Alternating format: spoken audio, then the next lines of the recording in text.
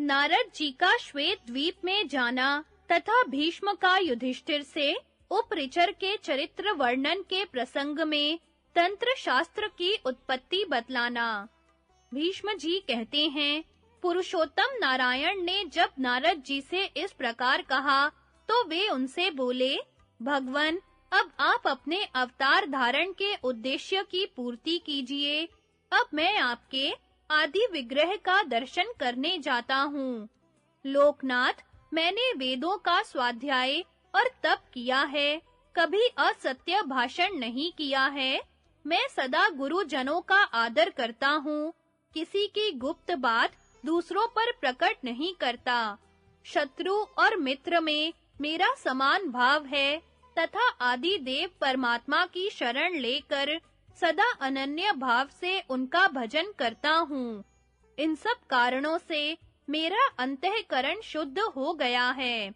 ऐसी दशा में मैं उन अनंत परमेश्वर के दर्शन से कैसे वंचित रह सकता हूँ।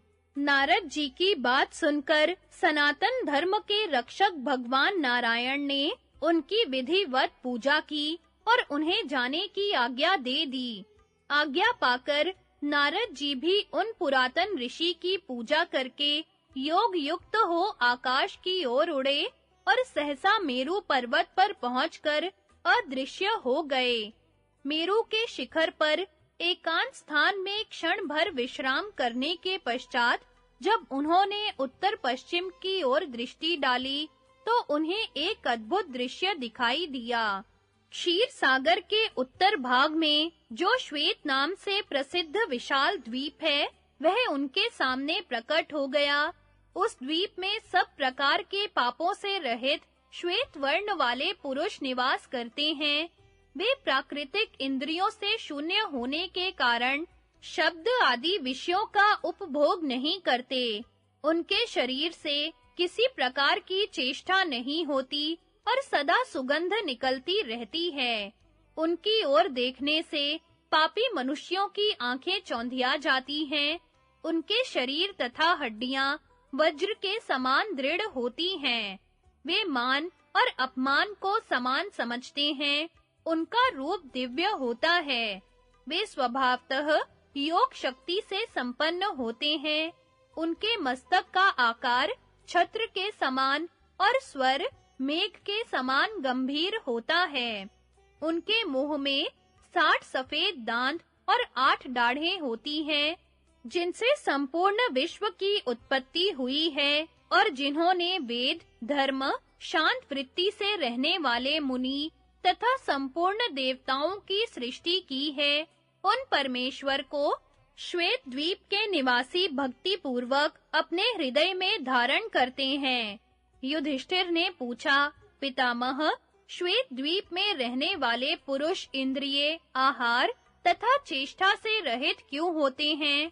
उनके शरीर से सुंदर गंध क्यों निकलती है? उनकी उत्पत्ति किस प्रकार हुई है तथा वे किस उत्तम गति को प्राप्त होते हैं? इस लोक से मुक्त होने वाले पुरुषों का शास्त्र में जो लक्षण बताया गया है, वैसा ही आपने श्वेत द्वीप के निवासियों का भी बताया है। इन दोनों में यह समानता क्यों है? इसे जानने के लिए मेरे मन में बड़ी उत्कंठा है। भीष्म जी ने कहा, राजन, यह कथा बहुत विस्तृत है।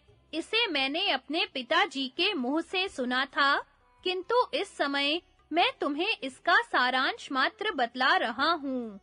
पूर्व काल में इस पृथ्वी पर एक उपरिचर नामक राजा राज्य करते थे। वे इंद्र के मित्र और भगवान नारायण के प्रसिद्ध भक्त थे। सदा धर्माचरण करते और अपने पिता में भक्ति रखते थे। आलस्य तो उन्हें छू भी नहीं गया था।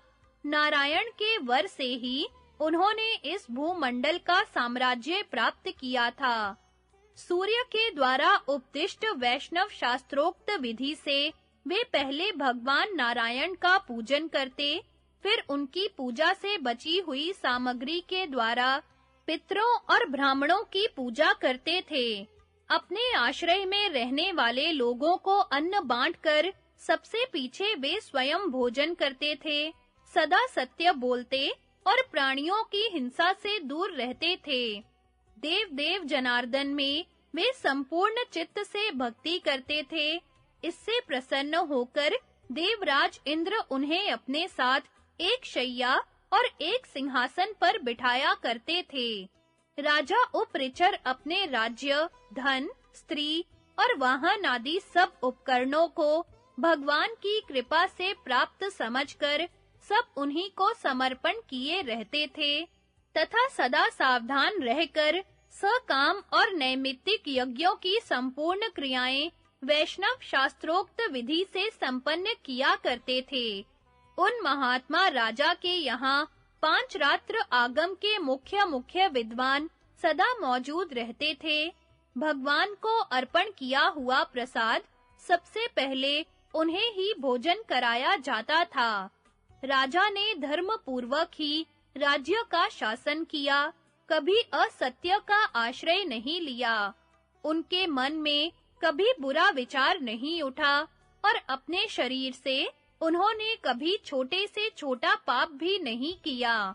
मरीचि, अत्रि, अंगीरा, पुलस्त्य, पुलह, क्रतु और महातेजस्वी वशिष्ठ ये 7 प्रसिद्ध ऋषि चित्र शिखंडी कहलाते हैं। इन्होंने मेरुगिरी पर एक मत होकर एक उत्तम शास्त्र का निर्माण किया जो चारों वेदों के सिद्धांत के अनुकूल था। 7 ऋषियों के मुख से निकले हुए उस शास्त्र में उत्तम लोक धर्म की व्याख्या की गई है। उपर्युक्त ऋषि एकाग्र चित्त, जितेंद्रिय, संयम परायण, भूत, भविष्य और वर्तमान के ज्ञाता तथा सत्य धर्म में तत्पर रहने वाले हैं। उन्होंने मन ही मन यह सोचकर कि अमुक साधन से संसार का कल्याण होगा, ऐसा करने से परमात्मा की प्राप्ति होगी तथा अमुक उपाय से जगत का अत्यंत हित होगा, उक्त शास्त्र की रचना की।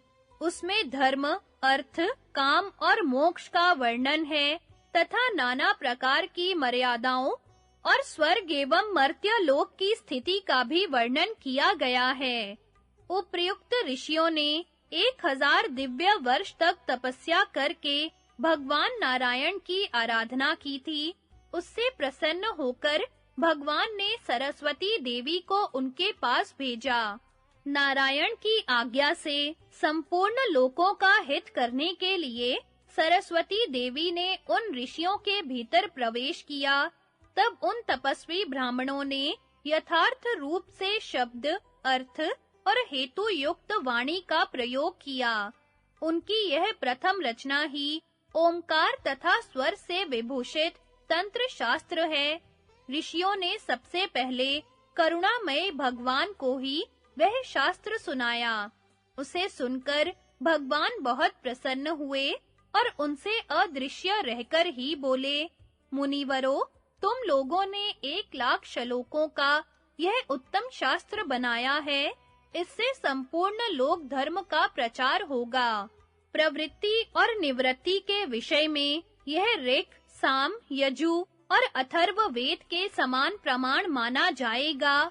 ब्रह्मा, महादेव जी, सूर्य, चंद्रमा, वायु, पृथ्वी, जल, अग्नि, नक्षत्र तथा अन्य भूत नामधारी पदार्थ और ब्रह्मवादी ऋषिगण जैसे अपने-अपने अधिकार के अनुसार बर्ताव करते हुए प्रमाणभूत माने जाते हैं, उसी प्रकार तुम लोगों का बनाया हुआ यह उत्तम शास्त्र भी प्रामाणिक माना जाएगा। यह मेरी आज्ञा है। स्वयंभुव मनु इसी के अनुसार धर्म का उपदेश करेंगे। जब शुक्राचार्य और बृहस्पति का जन्म होगा, तो वे दोनों भी तुम्हारी बुद्धि से प्रकट हुए इस शास्त्र का प्रवचन करेंगे। स्वयंभुव मनु, शुक्राचार्य और बृहस्पति के शास्त्रों का जब लोक में अच्छी तरह प्रचार हो जाएगा, तो प्रजापालक वसु बृहस्पति जी से इस शास्त्र का अध्ययन करेगा। सत्पुरुषों द्वारा सम्मानित वह राजा मेरा बड़ा भक्त होगा और उसी शास्त्र के अनुसार संपूर्ण कार्यों का संपादन करेगा। तुम्हारा बनाया हुआ यह शास्त्र सब शास्त्रों से श्रेष्ठ माना जाएगा। इसमें धर्म, अर्थ और उत्तम रहस्यों की व्याख्या की गई है। इसके प्रचार से तुम्हारी प्रजा की वृद्धि होगी तथा राजा उपरिचर भी राजलक्ष्मी से संपन्न एवं महापुरुष होगा। किंतु उसकी मृत्यु के बाद यह शास्त्र संसार से लुप्त हो जाएगा। इस प्रकार इस शास्त्र के संबंध में सारी बातें मैंने तुम लोगों को बता दी। इतना कहकर भगवान ऋषियों को छोड़कर स्वयं किसी अज्ञात दिशा को चले गए। तत्पश्चात सब लोगों का हित चाहने वाले उन ऋषियों ने धर्म के मूलभूत उस सनातन शास्त्र का जगत में प्रचार किया। फिर आदि कल्प के प्रारंभिक युग में जब बृहस्पति का प्रादुर्भाव हुआ, तो उन्होंने सांगोपांग वेद और उपनिषदों सहित वह शास्त्र उन्हें पढ़ाया। तदनंतर धर्म का प्रचार और लोगों को धर्म मर्यादा के भीतर स्थापित करने वाले वे ऋषिगण तपस्या का निश्चय करके अपने अभीष्ट स्थान को चले गए। राजा उपरिचर के यज्ञ में एकत आदि मुनियों का बृहस्पति से श्वेत द्वीप एवं भगवान की महिमा का वर्णन। भीष्म जी कहते हैं, युधिष्ठिर, बृहत, ब्रह्म और महत ये तीनों शब्द एक अर्थ के वाचक हैं। बृहस्पति जी में इन तीनों शब्दों के गुण मौजूद थे, इसीलिए वे बृहस्पति कहलाते थे। राजा उपरिचर उन्हीं के शिष्य हुए और उन्होंने उनसे चित्र शिखंडियों के बनाए हुए तंत्र शास्त्र का विधिवत अध्ययन किया। इसके बाद वे पृथ्वी का पालन करने लगे। एक बार राजा ने महान अश्वमेध यज्ञ का अनुष्ठान आरंभ किया। उसमें बृहस्पति जी होता हुए और प्रजापति के 3 पुत्र महर्षि एकत, द्वित और त्रित तथा धनुष, रैभ्य, अर्वावसु, परावसु, मेधातिथि, तांड्य, शांति, वेदशिरा, शालीहोत्र के पिता कपिल आदि, कट, वैशंपायन के बड़े भाई तौतिर, कण्व और देवहोत्र ये 16 ऋषि सदस्य बने। उस महायज्ञ में सब प्रकार की सामग्री एकत्र की गई थी। राजा उपरिचर पवित्र, उदार तथा निष्काम भाव से कर्म में प्रवृत्त हुए थे। जंगल में उत्पन्न हुए पदार्थों से ही उस यज्ञ में देवताओं के भाग कल्पित किए गए थे। उस समय पुराण पुरुष भगवान नारायण ने प्रसन्न होकर राजा को प्रत्यक्ष दर्शन दिया, किंतु दूसरा कोई उन्हें देख न सका। भगवान ने स्वयं अलक्षित रहकर अपने लिए अर्पित पुरोडाश को ग्रहण किया और उसे सूंघकर अपने अधीन कर लिया। इससे बृहस्पति को बड़ा क्रोध हुआ। वे राजा उपरिचर से बोले, राजन, मैंने जो भाग समर्पण किया है, उसे देवता को मेरे सामने प्रत्यक्ष प्रकट होकर ग्रहण करना चाहिए। युधिष्ठिर ने पूछा, पितामह, जब सभी देवताओं ने प्रत्यक्ष दर्शन देकर अपने-अपने भाग ग्रहण किए, तो भगवान विष्णु ने ऐसा क्यों नहीं किया? भीष्म जी कहते हैं, बेटा, जब बृहस्पति जी क्रोध में भर गए, तो राजा उपरिचर और उनके संपूर्ण सदस्य उन्हें प्रसन्न करने की चेष्टा करने लगे। वे शांत भाव से बोले, ब्राह्मण, आपको क्रोध नहीं करना चाहिए। आपने जिनको यह भाग अर्पण किया है, वे भगवान कभी क्रोध नहीं करते। उन्हें हम लोग या आप स्वेच्छा से नहीं देख सकते। जिस पर वे कृपा करते हैं, वही उनका दर्शन पा सकता है। इसके बाद एकत, द्वित, त्रित तथा चित्र शिखंडी नाम वाले ऋषियों ने कहा, बृहस्पति, हम लोग ब्रह्मा जी के मानस पुत्र कहलाते हैं। एक बार अपने कल्याण की इच्छा से हम सबने उत्तर दिशा की यात्रा की। वहां मेरु के उत्तर और क्षीर सागर के किनारे एक पवित्र स्थान है, जहां हम लोगों ने 1000 वर्षों तक काठ की भांति एक पैर से खड़े होकर एकाग्र चित्त से कठोर तपस्या की थी। हमारे मन में एकमात्र यही संकल्प था कि हमें सनातन देवता भगवान नारायण का दर्शन किसी तरह प्राप्त हो जाए। जब हमारा व्रत समाप्त हुआ और हम लोग अभृत स्नान कर चुके, उस समय बड़े गंभीर स्वर में आकाशवाणी हुई, विप्रवरों, तुम लोगों ने प्रसन्न चित्त से भली भांति तप किया है। तुम भगवान के भक्त हो और यह जानना चाहते हो कि उन सर्वव्यापक परमात्मा का दर्शन कैसे हो। इसका उपाय सुनो। क्षीर समुद्र के उत्तर भाग में अत्यंत प्रकाशमान श्वेत द्वीप है। वहां भगवान नारायण का भजन करने वाले पुरुष रहते हैं, जो चंद्रमा के समान कांतिमान होते हैं। वे स्थूल इंद्रियों से रहित, निराहार और निश्चेष्ट होते हैं। उनके शरीर से मनोहर गंध निकलती रहती है तथा वे भगवान के अनन्य भक्त होते हैं। तुम लोग उस श्वेत द्वीप में ही चले जाओ, वहां भगवान प्रत्यक्ष रूप से दर्शन देते हैं। इस आकाशवाणी को सुनकर हम लोग उसके बताए हुए मार्ग से श्वेत नामक महाद्वीप में पहुंचे। उस समय हमारा चित्त भगवान में ही लगा था। हम उनके दर्शन की इच्छा से उत्कंठित हो रहे थे। श्वेत द्वीप में प्रवेश करते ही हमारी आंखों ने जवाब दे दिया। वहां के निवासियों के सामने हमारी दृष्टि ठहर नहीं पाती थी, इसलिए हम वहां किसी पुरुष को नहीं देख सके।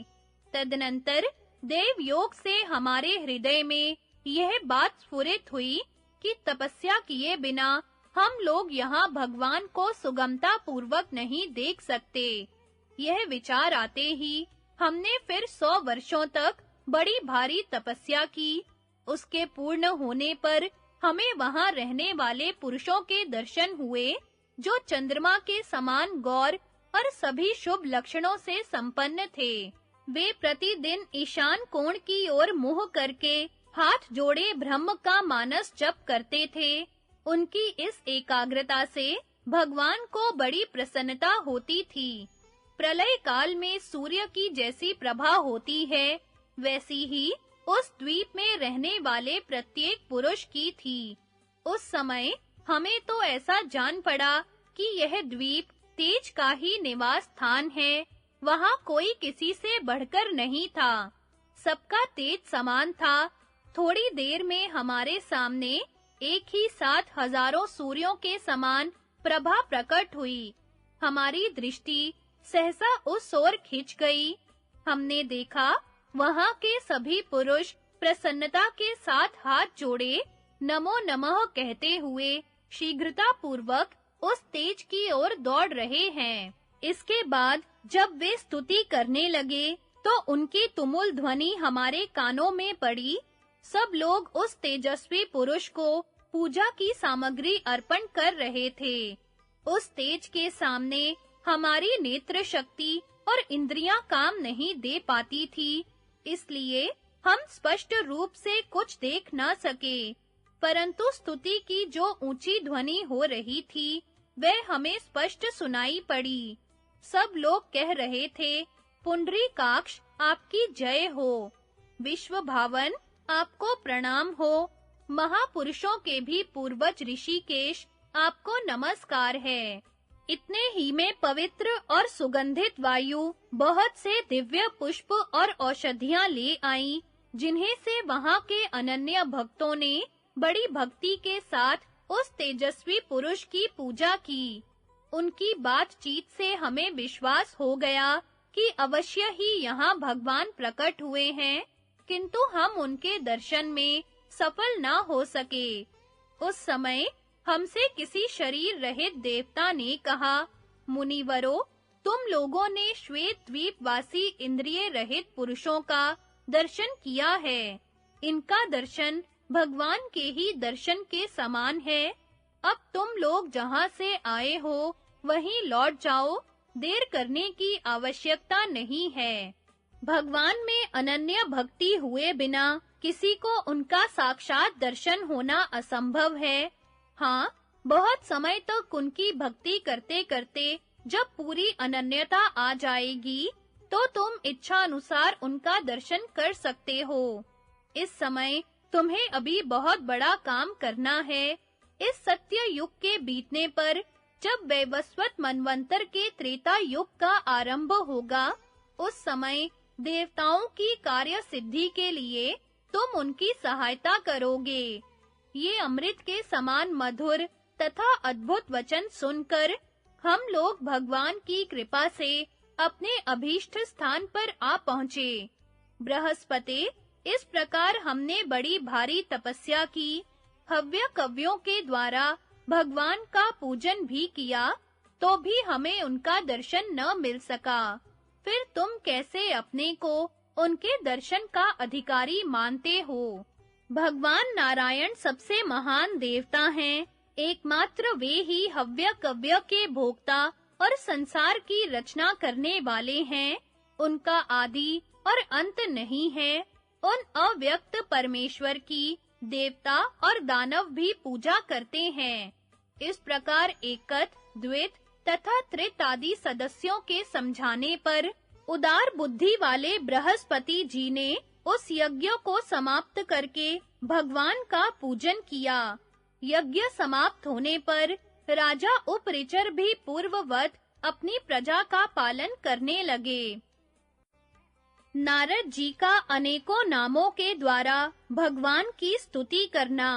भीष्म जी कहते हैं, युधिष्ठिर, मैंने श्वेत द्वीप निवासी पुरुषों की स्थिति का वर्णन किया। अब देवर्षि नारद जी जिस प्रकार श्वेत द्वीप में गए, उस प्रसंग को सुना रहा हूँ, ध्यान देकर सुनो। उस महान द्वीप में पहुंचकर देवर्षि नारद जी ने जब वहां के चंद्रमा के समान कांतिमान पुरुषों को देखा, तो मस्तक झुकाकर प्रणाम किया और मन ही मन उनकी पूजा की। तत्पश्चात श्वेत द्वीप निवासी पुरुषों ने भी नारद जी का सत्कार किया। फिर वे भगवान के दर्शन की इच्छा से उनके नाम का जाप करने लगे और कठोर नियमों का पालन करते हुए वहां रहने लगे। नारद जी ने वहां अपनी दोनों बाहें ऊपर उठाकर एकाग्र चित्त हो निर्गुण सगुण रूप विश्वात्मा भगवान नारायण की इस प्रकार स्तुति की। देव देवेश्वर, आपको नमस्कार है। आप निष्क्रिय, निर्गुण और समस्त जगत के साक्षी हैं। क्षेत्रज्ञ, पुरुषोत्तम, अनंत, पुरुष, महापुरुष, पुरुषोत्तम, त्रिगुण, प्रधान, अमृत, अमृताक्षय, अनंताक्षय, व्योम, सनातन, सत्सद व्यक्ताव्यक्त, ऋतधामा, आदिदेव, वसुप्रद, प्रजापति, सुप्रजापति, वनस्पति, महाप्रजापति, ऊर्जस्पति, वाचस्पति, जगतपति, मनस्पति, दिवसपति, मरुत्पति, सलिलपति, पृथ्वीपति, दिक्पति, पूर्वनिवास, गुह्य, ब्रह्म पुरोहित, ब्रह्म कायिक, महाराजिक, चातुर महाराजिक, भासुर, महाभासुर, सप्त महाभाग, याम्य, महायाम्य, संज्ञा संज्ञ, तुषित, महातुषित, प्रमर्दन, परिनिर्मित, अपरिनिर्मित, वशवर्ती, अपरिनिंदित, अपरिमित, वशवर्ती, अवशवर्ती, यज्ञ, महायज्ञ, यज्ञ संभव, यज्ञ योनि, यज्ञ गर्भ, यज्ञ हृदय, यज्ञ स्तुति, यज्ञ भागहर, पंचयज्ञ, पंचयज्ञ कालक तृप्ति, पांच रात्रिक, वैकुंठ, अपराजित, मानसिक, नाम नामिक, पर स्वामी, सुस्नाथ, हंस, परमहंस, महाहंस, परम याज्ञिक, सांख्य योग, सांख्य मूर्ति, अमृतेशय, हिरण्येशय, देवेशय, कुशेशय, ब्रह्मेशय, पद्मेशय, विश्वेश्वर और विश्वक्सेन आदि आप ही के नाम हैं। आप जगत वन्य तथा जगत की प्रकृति हैं। अग्नि आपका मुख है। आप ही वडवानल, आहुति, सारथी, वषटकार, ओमकार, तप, मन, चंद्रमा, नेत्र, आज्य, सूर्य, दिग्गज, दिग्भानु, विदिग्भानु तथा हयग्रीव हैं। आप प्रथम त्रिसौपर्ण मंत्र ब्राह्मण आदि वर्णों को धारण करने वाले तथा पंचाग्नि रूप हैं। नचिकेत नाम से प्रसिद्ध त्रिविध अग्नि भी आप ही हैं। आप शिक्षा, कल्प, व्याकरण, छंद, निरुक्त, ज्योतिष नामक 6 अंगों के भंडार हैं।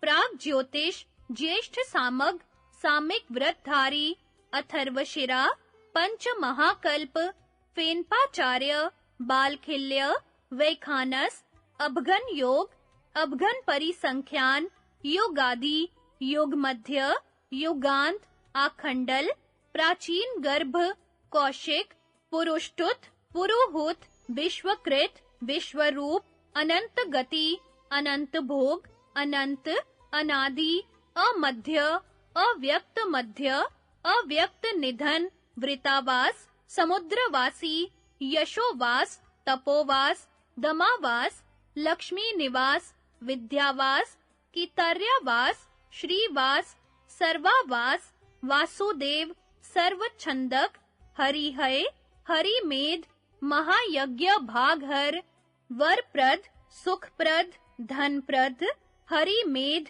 यम, नियम, महानियम, कृच्छ्र, अतिकृच्छ्र, महाकृच्छ्र, सर्वकृच्छ्र, नियमधर, निवृत्त भ्रम, प्रवचनगत, प्रश्निगर्भ प्रवृत्त, प्रवृत्त वेदक्रिय, अज, सर्वगति, सर्वदर्शी, अग्राह्य, अचल, महाविभूति, महात्मय शरीर, पवित्र, महापवित्र, हिरण्यमय, बृहद, अप्रतर्क्य, अविज्ञ, ब्रह्माग्रय, प्रजा की सृष्टि करने वाले, प्रजा का अंत करने वाले, महामायाधारी, चित्रशिखंडी, वरद, पुरोडाश ग्रहण करने वाले, गताध्वर, छिन्न तृष्ण, छिन्न संशय, सर्वतोवृत्त, निवृत्त रूप, ब्राह्मण रूप, ब्राह्मण प्रिय, विश्वमूर्ति, महामूर्ति बांधव, भक्तवत्सल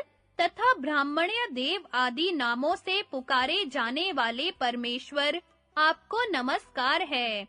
मैं आपका भक्त हूँ और आपके दर्शन की इच्छा से यहाँ उपस्थित हुआ हूँ। एकांत में दर्शन देने वाले आप परमात्मा को बारंबार नमस्कार है। श्वेत द्वीप में नारद जी को भगवान का दर्शन होना और भगवान का अपने भविष्य अवतारों के कार्यों की सूचना देना। भीष्म जी कहते हैं, युधिष्ठिर, इस प्रकार गुह्य तथा सत्य नामों से जब नारद जी ने भगवान की स्तुति की, तो उन्होंने विश्व रूप धारण करके उन्हें दर्शन दिया। उनके श्री विग्रह का कुछ भाग चंद्रमा से भी अधिक निर्मल और कुछ भाग चंद्रमा से विलक्षण था। कोई अंग अग्नि के समान देदीप्यमान और कोई नक्षत्रों के समान जाज्वल्यमान था। शरीर का कोई स्थान तोते की पांख के रंग का, कोई स्फटिक मणि के समान, कोई कज्जल राशि के समान, कोई स्थान सोने के रंग का, कोई मूंगे के समान और कोई श्वेत वर्ण का था। कुछ भाग श्वेत वैदूर्य के समान, कुछ नील वैदूर्य के समान, कुछ इंद्रनील मणि के तुल्य, कुछ मोर के कंठ के रंग का तथा कुछ मोती की माला के समान था। इस प्रकार वे सनातन भगवान अपने विग्रह में नाना प्रकार के रंग धारण किए हुए थे। उनके हजारों नेत्र, हजारों मस्तक, हजारों पैर, हजारों उदर और हजारों हाथ थे तथा कहीं-कहीं उनकी आकृति स्पष्ट नहीं जान पड़ती थी।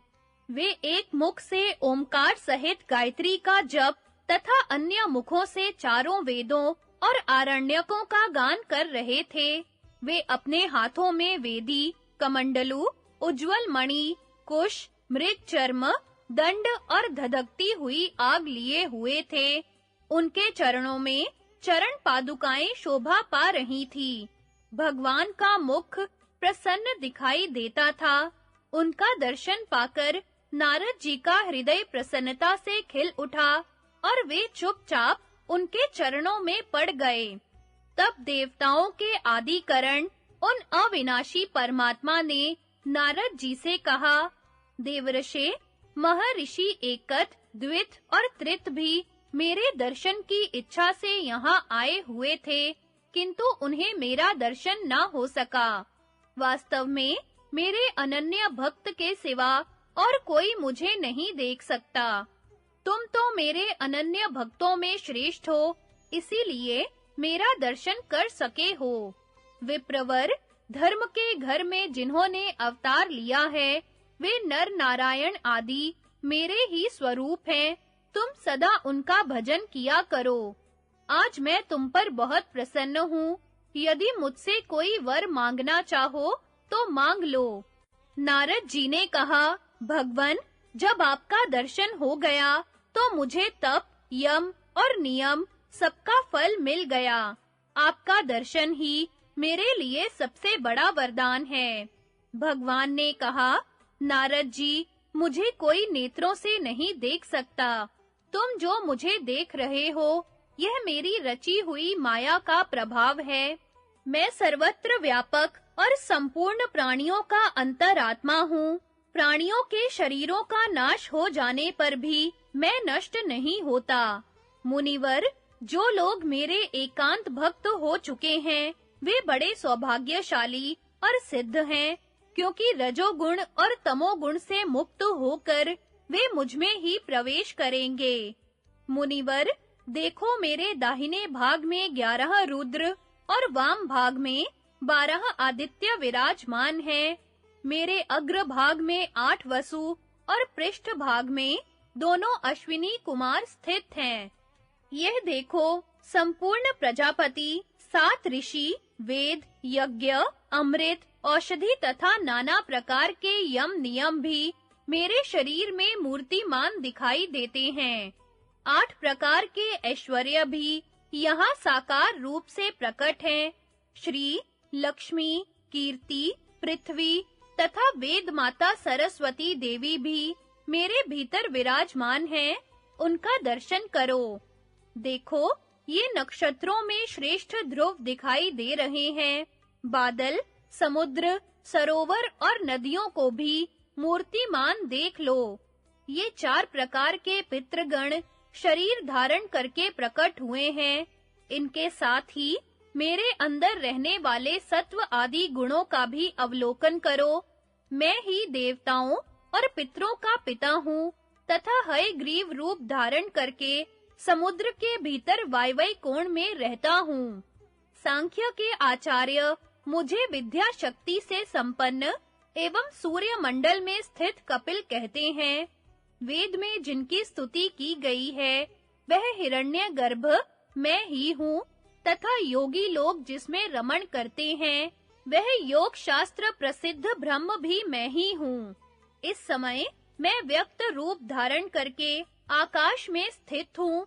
फिर 1000 युग बीतने पर इस जगत का संहार करूँगा और संपूर्ण चराचर प्राणियों को अपने में लीन करके मैं अकेला ही अपनी विद्या शक्ति के साथ विहार करूँगा। तदनंतर सृष्टि का समय आने पर फिर उस विद्या शक्ति के ही द्वारा संसार की सृष्टि करूँगा तथा कुछ काल पश्चात त्रेता और द्वापर के संध्यांश के समय मैं दशरथ नंदन राम के रूप में अवतार लूंगा। उस समय समस्त संसार के लिए कंटक रूप पुलस्त्य कुल घातक राक्षस राज रावण का उसके अनुयायियों सहित नाश करूंगा। फिर द्वापर और कली की संधि में कंस को मारने के लिए मथुरा में अवतार धारण करूंगा और देवताओं के लिए कांटा बोने वाले बहुत से दानवों का वध करके द्वारकापुरी में निवास करूंगा। वहां रहते समय देव माता अदिति का अप्रिय करने वाले भूमिपुत्र नरकासुर, मुर तथा पीठ नामक दानव का संहार करूंगा और उनके प्राग ज्योतिषपुर नामक नगर का धन धान्य द्वारका में उठवा ले जाऊंगा। तदनंतर बाणकासुर का प्रिय तथा हित चाहने वाले विश्व वंदित देवता महादेव और कार्तिकेय को युद्ध में परास्त करूंगा और 1000 बाहों वाले बलिपुत्र बाणासुर को जीतकर सौभ विमान में रहने वाले शालवादी वीरों को मौत के घाट उतारूंगा। इतना ही नहीं, महर्षि गर्ग के तेज से शक्तिशाली बने हुए काल यवन का भी मेरे ही द्वारा नाश होगा। उस समय गिरिव्रज में जरासंध नामक एक बहुत बलवान असुर राजा होगा, जो दूसरे राजाओं से वैर मोल लेता रहेगा। उसका भी मेरी ही बुद्धि के प्रयत्न से नाश होगा। इसी प्रकार धर्मपुत्र युधिष्ठिर के यज्ञ में भेंट लेकर आए हुए समस्त बलवान राजा महाराजाओं के बीच शिशुपाल का मस्तक काटूंगा। महाभारत में सबको परास्त करके भाइयों सहित युधिष्ठिर को उनके राज्य पर बिठाऊंगा। उस समय संसार के लोग यही कहेंगे कि श्री कृष्ण और अर्जुन के रूप में ये नर और नारायण ऋषि जगत का कल्याण करने के लिए क्षत्रिय कुल का संहार कर रहे हैं। इस प्रकार पृथ्वी का भार उतारकर मैं द्वारका के समस्त यादवों का भी भयंकर संहार करूंगा। नारद जी, तुम्हारी भक्ति के कारण यह भूत और भविष्य का सारा रहस्य मैंने तुमसे बतलाया है। भीष्म जी कहते हैं, युधिष्ठिर, विश्व रूपधारी अविनाशी भगवान नारायण इतनी बात कहकर अंतर्धान हो गए। तब महातेजस्वी नारद जी भी भगवान का मनोवांछित अनुग्रह पाकर नर नारायण का दर्शन करने के लिए बद्रिका आश्रम की ओर चल दिए। यह उपाख्यान नारद जी का ही कहा हुआ है, किंतु मुझे परंपरा से प्राप्त हुआ है। मुझसे मेरे पिताजी ने जो कहा था, वही मैंने तुम्हें सुनाया है। सौती कहते हैं, शौनक, वैशंपायन जी के मुख से सुना हुआ यह सारा का सारा उपाख्यान मैंने तुम्हें सुना दिया। राजा जन्मेजय ने इसे सुनकर विधि पूर्वक भगवान का यजन किया। तुम लोग भी तपस्वी और व्रत का पालन करने वाले हो। नैमिषारण्य में निवास करने वाले प्राय सभी ऋषि वेद वेताओं में प्रधान हैं। सौभाग्यवश तुम सभी इस महायज्ञ में एकत्रित हुए हो, अतः विधिवत हवन करके उन सनातन परमेश्वर का यजन करो। श्री कृष्ण का अर्जुन को अपने नामों की व्याख्या सुनाना। जन्मेजय ने कहा, ब्राह्मण, मैं प्रजापतियों के पति भगवान श्री हरि के नाम श्रवण करना चाहता हूँ। आप उनका वर्णन कीजिए, जिसे सुनकर मैं पवित्र हो जाऊं। वैशंपायन जी ने कहा, राजन, भगवान श्री हरि ने अर्जुन पर प्रसन्न होकर उनसे गुण और कर्म के अनुसार स्वयं अपने नामों की जैसी व्याख्या की है, वही तुम्हें सुना रहा हूँ। सुनो। एक समय अर्जुन ने भगवान श्री कृष्ण से पूछा, भगवन, आप भूत और भविष्य के स्वामी, संपूर्ण भूतों की सृष्टि करने वाले, अविनाशी, जगत के आश्रय, ईश्वर और अभय देने वाले हैं। देवदेव, वेद और पुराणों में महर्षियों ने आपके कर्मानुसार जो गूढ़ नाम बतलाए हैं, उनकी आप ही के मुंह से व्याख्या सुनना चाहता हूँ। कृपया सुनाइए। भगवान बोले, अर्जुन, ऋग्वेद, यजुर्वेद, सामवेद, अथर्ववेद, उपनिषद, पुराण, ज्योतिष, सांख्य योग शास्त्र तथा आयुर्वेद में महर्षियों ने मेरे बहुत से नाम बतलाए हैं।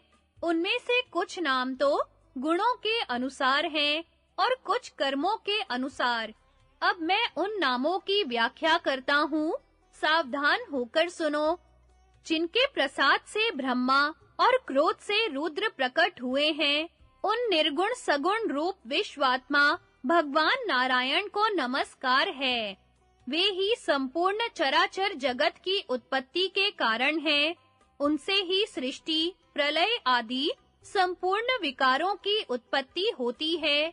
वे ही तप, यज्ञ और यजमान हैं। पुराण पुरुष और विराट पुरुष भी उन्हीं के नाम हैं।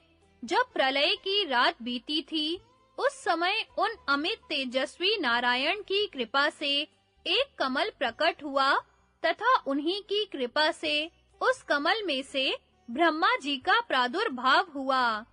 ब्रह्मा का दिन बीतने पर क्रोध के आवेश में आए हुए भगवान के ललाट से संहारकारी रुद्र उत्पन्न हुए। इस प्रकार ये दोनों देवता ब्रह्म और रुद्र भगवान के प्रसाद और क्रोध से प्रकट हुए हैं तथा उन्हीं के बताए हुए मार्ग से सृष्टि और संहार का कार्य पूर्ण करते हैं। समस्त प्राणियों को वर देने वाले ये दोनों देव सृष्टि और प्रलय के निमित्त मात्र हैं। वास्तव में तो वह सब कुछ नारायण की इच्छा से होता है। इनमें से संहारकारी रुद्र के कपर्दी, जटिल, मुंड, शमशान ग्रह का सेवन करने वाले, कठोर व्रत का पालन करने वाले, रुद्र, योगी, परम दारुण, दक्ष यज्ञ विध्वंस करने वाले तथा भग देवता की आंख फोड़ने वाले आदि कई नाम हैं। पांडुनंदन, ये भगवान रुद्र भी नारायण के ही स्वरूप हैं। इन देव महेश्वर की पूजा करने से भगवान नारायण की भी पूजा हो जाती है। मैं संपूर्ण जगत का आत्मा हूँ, इसलिए मैं पहले अपने आत्म रूप रुद्र की ही पूजा करता हूँ। यदि मैं वरदाता भगवान शिव की पूजा न करूं, तो दूसरा कोई भी उन आत्म रूप शंकर का पूजन नहीं करेगा, क्योंकि मेरे कार्य को ही आदर्श मानकर सब लोग उसका अनुसरण करते हैं। जो रुद्र को जानता है, वह मुझे जानता है। जो उनका भजन करता है, वह मेरा भी भजन करता है। रुद्र और नारायण की एक ही सत्ता है, जो दो स्वरूप धारण करके संसार में विचर रही है। मुझे रुद्र के सिवा दूसरा कोई वर देने में समर्थ नहीं है। यह सोचकर ही मैंने पुत्र प्राप्ति के लिए अपने आत्मा रूप भगवान रुद्र की आराधना की थी। ब्रह्मा, रुद्र, इंद्र आदि देवता और ऋषि भी भगवान नारायण की पूजा करते हैं। भूत, भविष्य और वर्तमान तीनों कालों में जो प्राणी रहते हैं, उन सबके नेता और सेव्य भगवान विष्णु ही हैं। वे सदा सबकी पूजा के योग्य हैं। अर्जुन, तुम हव्य कव्य को स्वीकार करने तथा सबको शरण देने वाले उन भगवान को सदा नमस्कार किया करो। 4 प्रकार के मनुष्य मेरे भक्त होते हैं, यह बात तो तुम सुन चुके हो। उनमें से जो मेरे अनन्य भक्त हैं, मेरे सिवा किसी दूसरे देवता का भजन नहीं करते, वे ही श्रेष्ठ हैं। मैं ही उनकी परम गति हूँ।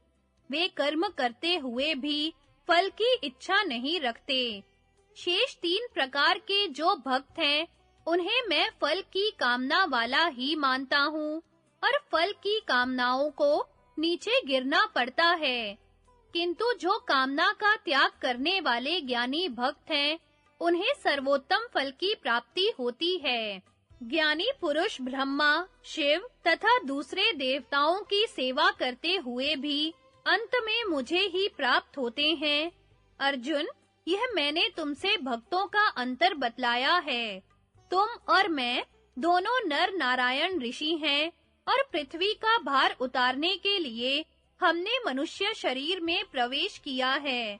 मैं अध्यात्म योग को जानता हूँ, तथा मैं कौन हूँ और कहाँ से आया हूँ, इस बात का भी मुझे ज्ञान है। लौकिक अभ्युदय का साधक प्रवृत्ति धर्म और निश्रेयस प्रदान करने वाला निवृत्ति धर्म मुझसे अज्ञात नहीं है।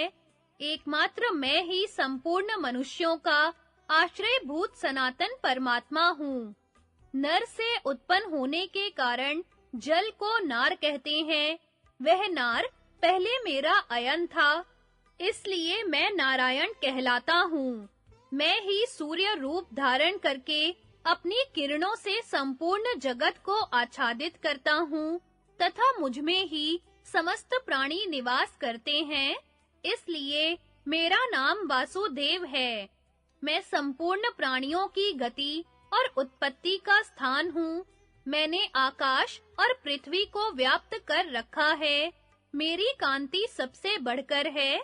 समस्त प्राणी अंत में मुझे ही पाने की इच्छा करते हैं, तथा मैं सबको आक्रांत करता हूँ।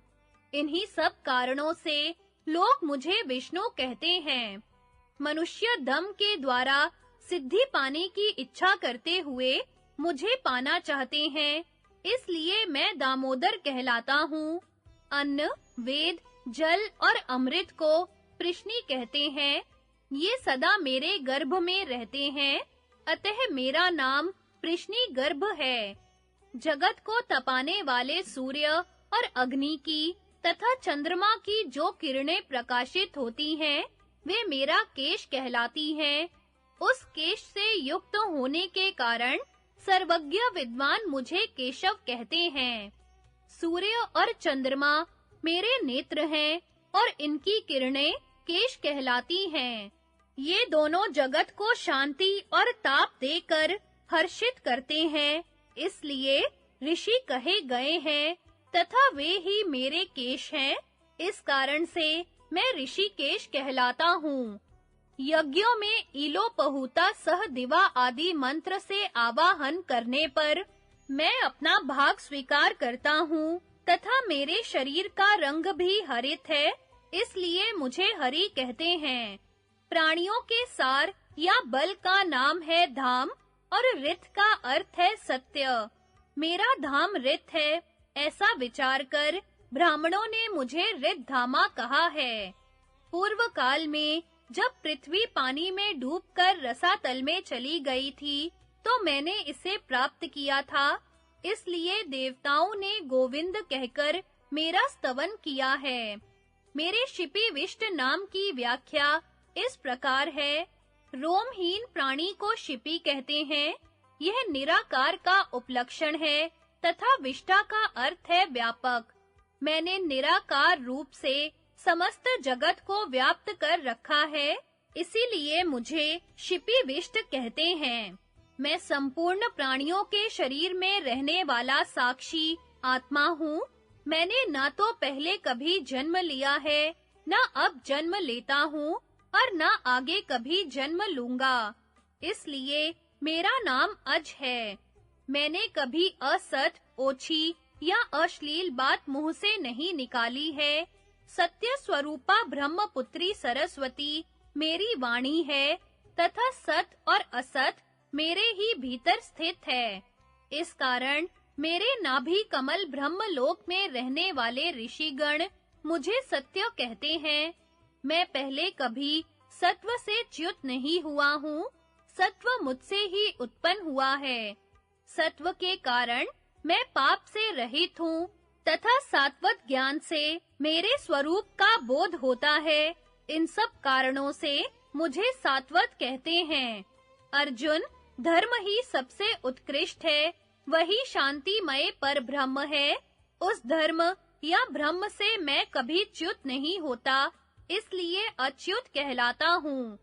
पृथ्वी और आकाश दोनों को धारण करने के कारण मुझे अधोक्षज कहते हैं।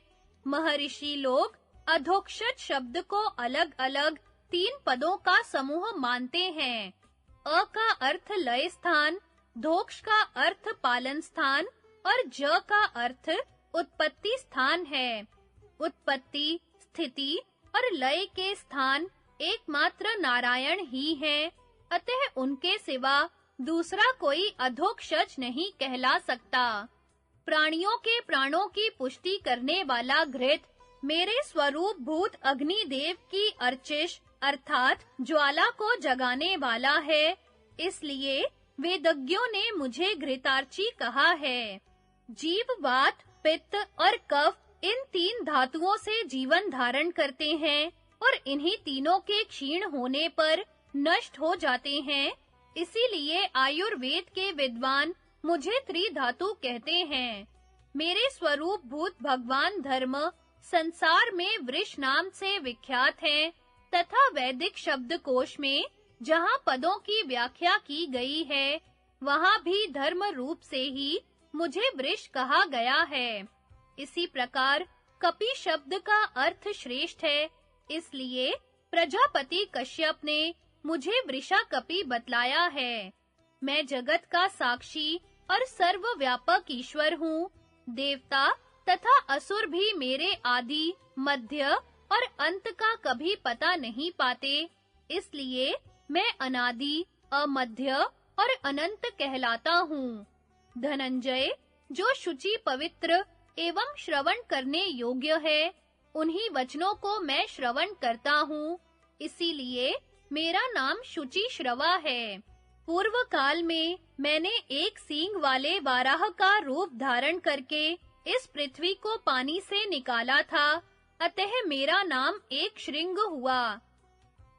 वाराह अवतार के ही समय मेरे शरीर में 3 ककुद थे, इसलिए मैं त्रिककुद नाम से विख्यात हुआ। सांख्य शास्त्र का विचार करने वाले विद्वानों ने जिसे विरंची कहा है, वह प्रजापति विरंची मैं ही हूँ। तत्व का निश्चय करने वाले सांख्य शास्त्र के आचार्यों ने मुझे आदित्य मंडल में स्थित विद्या शक्ति से संपन्न सनातन देवता कपिल कहा है। वेदों में जिनकी स्तुति की गई है तथा योगी जन सदा जिनकी पूजा करते हैं, वह तेजस्वी हिरण्यगर्भ मैं ही हूँ। वेद के विद्वान मुझे ही 21,000 ऋचाओं से युक्त ऋग्वेद और 1,000 शाखाओं वाला सामवेद कहते हैं। आरण्यकों में ब्राह्मण लोग मेरा ही गान करते हैं। वे मेरे परम भक्त दुर्लभ हैं। जिसमें 101 शाखाएं मौजूद हैं, उस यजुर्वेद में भी मेरा ही गान किया गया है। अथर्ववेद के विद्वान मुझे ही अभिचारिक प्रयोगों से युक्त पंचकल्पात्मक अर्थवेद मानते हैं। वेदों में जो भिन्न-भिन्न शाखाएं हैं, उन शाखाओं में जितने गीत हैं तथा उन गीतों में स्वर और वर्ण के उच्चारण करने की जितनी रीतियां हैं, उन सबको मेरी ही बनाई हुई समझो। मैं ही वरदाता हयग्रीव हूँ। प्राचीन काल में मैं धर्म के पुत्र रूप से अवतीर्ण हुआ था, इसलिए धर्मज्ञ कहलाता हूँ।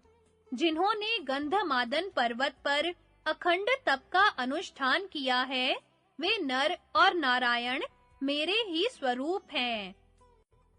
देवर्षि नारद और नर नारायण की बातचीत तथा सौती के द्वारा भगवान की महिमा का वर्णन। जन्मेजय ने कहा, ब्राह्मण, जैसे दही से मक्खन, मलई से चंदन, वेदों से आरण्यक तथा औषधियों से अमृत निकाला गया है, उसी प्रकार आपने यह नारायण की कथा रूप अमृत को प्रकट किया है। वे भगवान नारायण सब प्राणियों को उत्पन्न करने वाले और सबके ईश्वर हैं।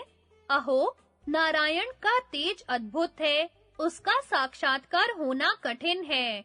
कल्प के अंत में जहाँ ब्रह्मा आदि देवता, ऋषि, गंधर्व और समस्त चराचर प्राणी लीन होते हैं, उन नारायण देव से उत्कृष्ट और पावन दूसरा कोई नहीं है। नारायण की कथा सुनने से जो फल मिलता है, वह संपूर्ण आश्रमों में जाने और संपूर्ण तीर्थों में स्नान करने से भी नहीं मिलता। संपूर्ण विश्व के स्वामी श्री हरि की कथा सब पापों का नाश करने वाली है। उसे आरंभ से ही सुनकर मैं सर्वथा पवित्र हो गया हूँ। मेरे पूज्य पितामह अर्जुन ने भगवान श्री कृष्ण की सहायता से जो महाभारत में विजय प्राप्त की, यह कोई आश्चर्य की बात नहीं है, क्योंकि त्रिलोकीनाथ विष्णु की सहायता मिलने पर तो मैं संसार में कुछ भी दुर्लभ नहीं समझता। मेरे सभी पूर्वज धन्य थे, जिनका हित और कल्याण करने के लिए साक्षात जनार्दन तैयार रहते थे। सारा संसार जिनकी पूजा करता है, उन भगवान नारायण का दर्शन तपस्या से ही हो सकता है, किंतु मेरे पितामहों ने श्री वत्स के चिन्ह से विभूषित उन भगवान का साक्षात दर्शन अनायास ही पा लिया था। उनसे भी बढ़कर धन्यवाद के पात्र देवर्षि नारद जी हैं। मैं उनको साधारण तेजस्वी नहीं मानता, क्योंकि उन्होंने श्वेत द्वीप में जाकर साक्षात भगवान का दर्शन किया। भगवान की कृपा से उन्हें उनके श्री विग्रह का प्रत्यक्ष दर्शन मिला। अब मैं यह जानना चाहता हूँ कि श्वेत द्वीप से लौटकर नारद जी नर नारायण का दर्शन करने के लिए जो पुनः बद्रिका आश्रम गए, उसका क्या कारण था? वहां जाकर वे कितने समय तक उन दोनों ऋषियों की सेवा में रहे? उन्होंने उनसे कौन-कौन से प्रश्न किए तथा उन प्रश्नों के उत्तर में महात्मा नर नारायण ने क्या कहा था? ये सब बातें बताने की कृपा कीजिए। वैशंपायन जी ने कहा, राजन, मैं पहले अमित तेजस्वी भगवान व्यास को नमस्कार करता हूँ, जिनकी कृपा से मुझे यह नारायण की कथा कहने का सौभाग्य प्राप्त हुआ है। श्वेत द्वीप में श्री हरि का दर्शन करके जब नारद जी लौटे, तो बड़े वेग से मेरु पर्वत पर आ पहुँचे। भगवान ने जो आज्ञा दी थी, उसे उन्होंने हृदय से स्वीकार किया था। मेरु से चलकर वे गंधमादन पर्वत के पास पहुँचे और वहां आकाश से बद्रिका आश्रम में उतरे। फिर निकट जाकर उन्होंने पुरातन ऋषि नर नारायण का दर्शन किया, जो महान व्रत का पालन करते हुए तपस्या में संलग्न थे। उस समय वे सब लोगों को प्रकाशित करने वाले सूर्य से भी अधिक तेजस्वी दिखाई पड़ते थे। उनके वक्षः स्थल में श्री वत्स का चिन्ह सुशोभित हो रहा था। दोनों अपने मस्तक पर जटा धारण किए हुए थे। उनके हाथों में हंस का और चरणों में चक्र का चिन्ह था।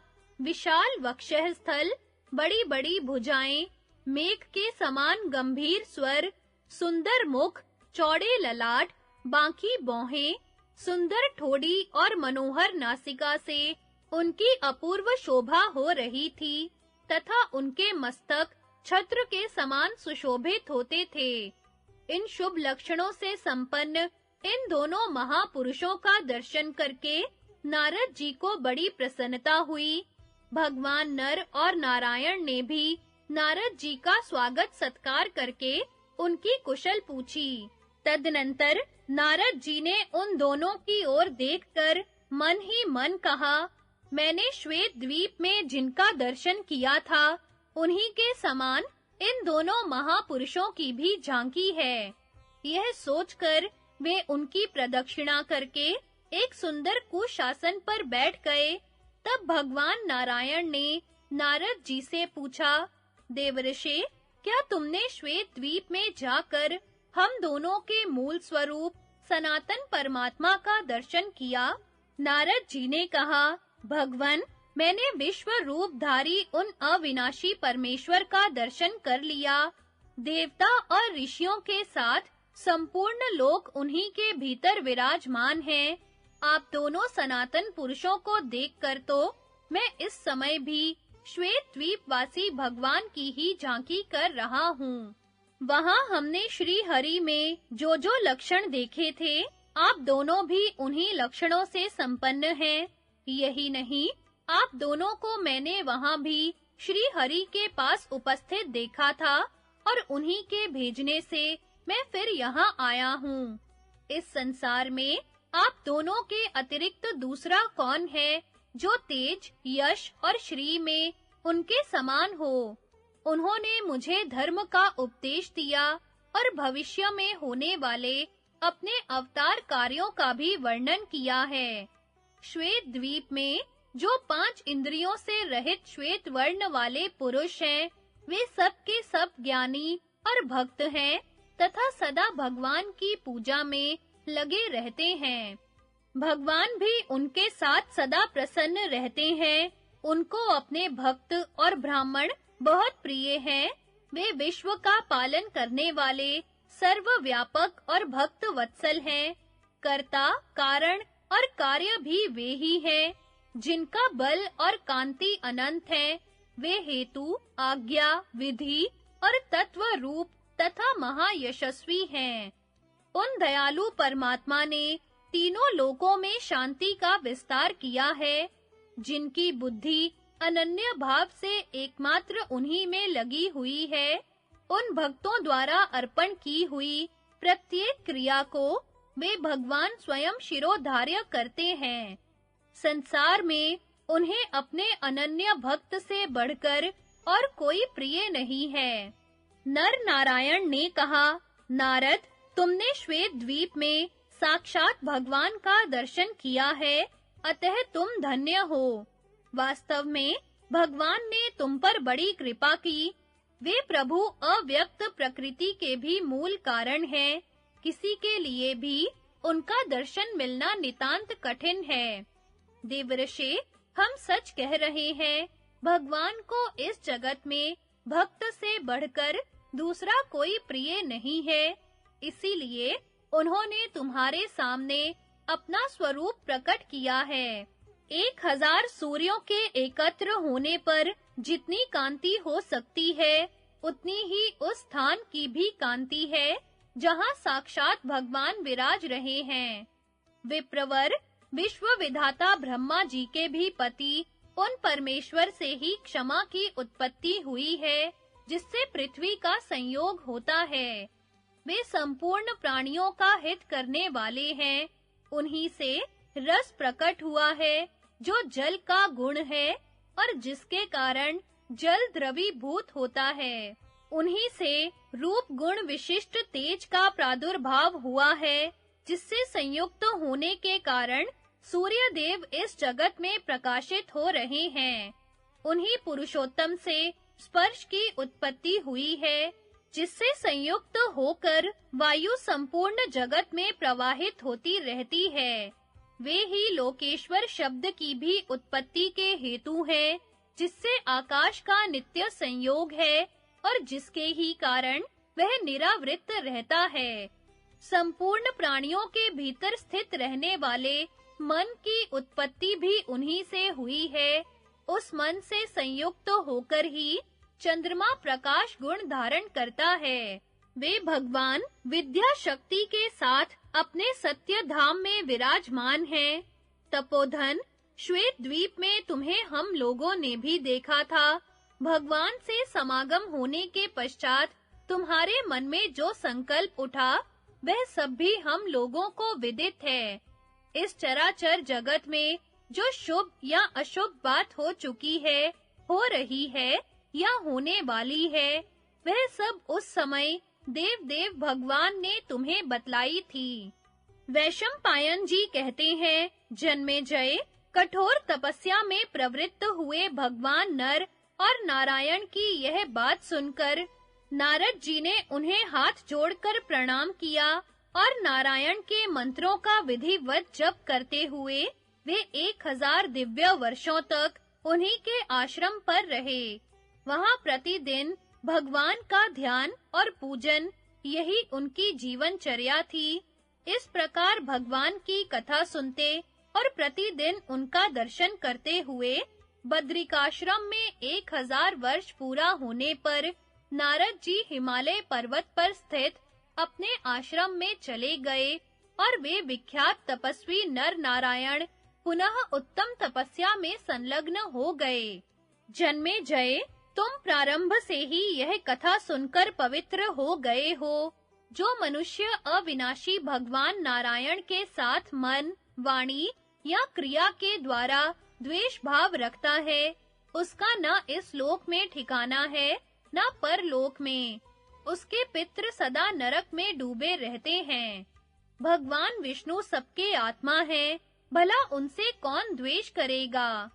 राजन, मेरे गुरु गंधवती नंदन व्यास जी ने इस श्रेष्ठ महात्म्य का वर्णन किया था। उन्हीं के मुख से मैंने इसको सुना है और वही तुम्हें भी सुनाया है। अब तुम अपने संकल्प के अनुसार इस महान यज्ञ को पूर्ण करो। सौती कहते हैं, शौनक, वैशंपायन जी के मुख से यह महान उपाख्यान सुनकर राजा जन्मेजय ने अपने यज्ञ को पूर्ण करने का कार्य आरंभ किया। तुमने नैमिषारण्यवासी ऋषियों के सामने जिसके विषय में प्रश्न किया था, वह नारायणीय उपाख्यान मैंने तुम्हें सुना दिया। परम ऋषि नारायण संपूर्ण मनुष्यों और लोकों के स्वामी हैं। इस विशाल पृथ्वी को उन्होंने ही धारण कर रखा है। वे वैदिक धर्म और विनय का पालन करने वाले, शम और दम की निधि यम नियम में परायण, देवताओं का हित साधन करने वाले, असुर विनाशक, तप के भंडार, महान यश के भाजन, मधु कैटभ का वध करने वाले, धर्मज्ञों को सद्गति एवं अभय प्रदान करने वाले तथा यज्ञ में भाग ग्रहण करने वाले हैं, ऐसे भगवान की तुम शरण लो, जो संपूर्ण जगत के साक्षी, अजन्मा, अंतर्यामी, पुराण पुरुष, सूर्य के समान तेजस्वी, ईश्वर और सबकी गति है। उन परमेश्वर को तुम सब लोग एकाग्र चित्त होकर प्रणाम करो। वे इस जगत के आदि कारण, मोक्ष के आश्रय, सूक्ष्म स्वरूप, सबके शरण देने वाले, अविचल और सनातन पुरुष हैं। अपने मन को वश में रखने वाले सांख्य योगी उन्हीं को बुद्धि के द्वारा प्राप्त करते हैं। हयग्रीव अवतार नारायण की महिमा तथा भक्ति धर्म की परंपरा का वर्णन। शौनक ने पूछा, भगवन, हमने परमेश्वर के महात्म्य को सुना तथा उन्होंने धर्म के घर में जो नर नारायण रूप से अवतार धारण किया था, वह बात भी मालूम हुई। अब हम यह जानना चाहते हैं कि जगत को धारण करने वाले भगवान ने अद्भुत रूप और प्रभाव से युक्त हयग्रीव अवतार क्यों धारण किया था और उस रूप में भगवान का दर्शन करके ब्रह्मा जी ने कौन सा कार्य संपन्न किया। सौती ने कहा, शौनक, भगवान के हयग्रीव अवतार की चर्चा सुनकर राजा जन्मेजय को भी तुम्हारी ही तरह संदेह हुआ था। तब उन्होंने इस प्रकार प्रश्न किया, विप्रवर, ब्रह्मा जी ने भगवान के जिस हयग्रीव रूप का दर्शन किया था, वह किस लिए प्रकट हुआ, यह बताने की कृपा करें। वैशंपायन जी ने कहा, राजन, इस जगत में जितने प्राणी हैं, वे सब ईश्वर के संकल्प से उत्पन्न हुए पंच महाभूतों से युक्त हैं। विराट स्वरूप भगवान नारायण इस जगत के ईश्वर और सृष्टा हैं। वे ही सब जीवों के अंतरात्मा, वरदाता, सगुण और निर्गुण रूप हैं। अब तुम पंचभूतों के आत्यांतिक प्रलय की बात सुनो। पूर्व काल में जब इस पृथ्वी का एकार्णव के जल में, जल का तेज में, तेज का वायु में, वायु का आकाश में, आकाश का मन में, मन का व्यक्त में, व्यक्त का अव्यक्त प्रकृति में, अव्यक्त का पुरुष में और पुरुष का सर्वव्यापक परमात्मा में लय हो गया, उस समय चारों ओर अंधकार ही अंधकार छा गया। उसके सिवा और कुछ नहीं जान पड़ता था। उस अवस्था में विद्या शक्ति से संपन्न श्री हरि ने योग निद्रा का आश्रय लेकर कारण रूप जल में शयन किया तथा नाना गुणों से उत्पन्न होने वाली अद्भुत सृष्टि के संबंध में विचार करते-करते उन्हें अपने महान गुण का स्मरण हुआ। उससे अहंकार प्रकट हुआ। वह अहंकार ही चार मुखों वाले ब्रह्मा जी हैं, जो सब लोकों के पितामह और भगवान हिरण्यगर्भ के नाम से बहुत विख्यात हैं। उस समय भगवान नारायण की नाभि से कमल प्रकट हुआ था, जिसमें कमल लोचन ब्रह्मा जी का आविर्भाव हुआ।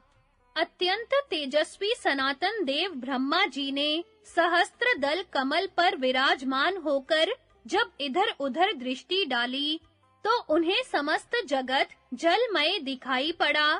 तब ब्रह्मा जी सत्व गुण में स्थित होकर प्राणियों की सृष्टि में प्रवृत्त हुए। वे जिस कमल पर बैठे हुए थे, उसका पत्ता सूर्य के समान देदीप्यमान था। उस पत्ते पर पहले से ही भगवान नारायण की प्रेरणा से जल की 2 बूंदें पड़ी थी, जो रजोगुण और तमोगुण की प्रतीक थी। आदि अंत से रहित भगवान अच्युत ने उन दोनों बूंदों की ओर देखा। उनमें से एक बूंद भगवान की दृष्टि पड़ते ही तमोमय मधु नामक दैत्य के आकार में परिणत हो गई। उस दैत्य का रंग मधु के समान था और उसके शरीर की कांति बड़ी सुंदर थी। जल की दूसरी बूंद जो कुछ कड़ी थी, नारायण की आज्ञा से रजोगुण से उत्पन्न कैटभ नामक दैत्य के रूप में प्रकट हुई। तमोगुण और रजोगुण से युक्त वे दोनों दैत्य मधु और कैटभ बड़े बलवान थे। कमल के आसन पर विराजमान होकर सृष्टि रचना में प्रवृत्त हुए ब्रह्मा की ओर दृष्टि पड़ते ही वे दोनों कमल नाल की ओर दौड़े। वहां पहुंचकर उन्होंने साकार रूप में प्रकट हुए चारों वेदों को ब्रह्मा जी के देखते-देखते सहसा हर लिया। उन सनातन वेदों को लेकर वे तुरंत समुद्र के भीतर ईशान कोण में स्थित रसाताल में प्रवेश कर गए। वेदों का अपहरण हो जाने पर ब्रह्मा जी को बड़ा खेद हुआ। वे मन ही मन परमात्मा से कहने लगे, भगवन, वेद ही मेरे उत्तम नेत्र हैं, वेद ही मेरे बल हैं, वेद ही मेरे आश्रय और वेद ही मेरे उपास्य देव हैं। मेरे उन्हीं वेदों को दो दानवों ने बलात् छीन लिया है। उनके बिना मुझे सब ओर अंधकार दिखाई देता है। वेदों के बिना मैं संसार की सृष्टि कैसे कर सकता हूँ? मुझ पर यह बड़ा भारी संकट आ गया है। इस तीव्र शोक से मेरा हृदय फटा जा रहा है। इस प्रकार विलाप करते-करते उनके मन में यह विचार उठा कि मैं भगवान श्री हरि की स्तुति करूं। यह बात ध्यान में आते ही वे हाथ जोड़कर परम आराध्य परमात्मा की स्तुति करने लगे। भगवन, आप हमारे पूर्वज हैं, वेद आपका हृदय है, आप जगत के आदि कारण, सबसे श्रेष्ठ, सांख्य योग की निधि और सर्वशक्तिमान हैं, आपको नमस्कार है। व्यक्त जगत और अव्यक्त प्रकृति को उत्पन्न करने वाले परमात्मन, आपका स्वरूप अचिंत्य है। आप कल्याणमय मार्ग में स्थित हैं। विश्वपालक, आप संपूर्ण प्राणियों के अंतरात्मा, किसी योनि से उत्पन्न न होने वाले, जगत के आधार और स्वयं भू हैं। मैं आपके प्रसाद से उत्पन्न हुआ हूँ। आपके नेत्र कमल के समान हैं। आपका श्री विग्रह विशुद्ध सत्वमय है। आप ही ईश्वर और स्वभाव हैं। आप ही ने मुझे जन्म दिया है और आप ही की कृपा से मुझ पर काल का जोर नहीं चलता। आपने मुझे वेद रूपी नेत्र प्रदान किए थे, किंतु उन्हें दानवों ने छीन लिया। उनके बिना मैं अंधा सा हो रहा हूँ। अतः आप कृपा करके पुनः उन्हें वापस ला दीजिए, क्योंकि मैं आपका प्रिय भक्त हूँ और आप मेरे प्रियतम स्वामी हैं। ब्रह्मा जी के इस प्रकार स्तुति करने पर सर्वव्यापक भगवान नारायण योग निद्रा का त्याग कर वेदों का उद्धार करने को तैयार हो गए। उन्होंने अपने ऐश्वर्य के द्वारा दूसरा शरीर धारण किया, जो चंद्रमा के समान कांतिमान था।